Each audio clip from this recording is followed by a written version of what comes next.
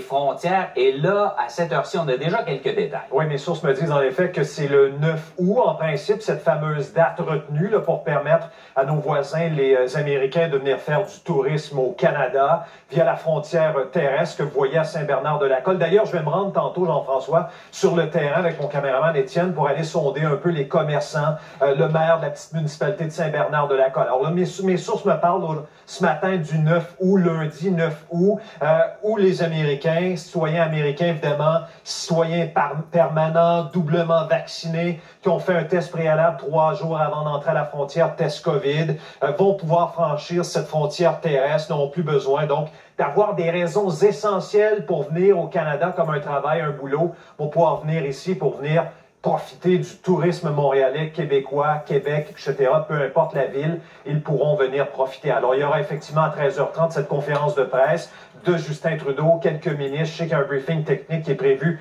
en matinée. C'est notre collègue Chouane Pham qui va s'occuper de cette portion-là. Moi, je serai aux réactions, évidemment. Je le disais, Saint-Bernard. On va revenir également sonder l'industrie hôtelière. Je vous entendais d'ailleurs ce matin en entrevue avec l'une des représentantes de l'industrie hôtelière de la région de Québec. Et vous avez utilisé le mot prévisibilité, Jean-François, parce qu'ils en ont besoin.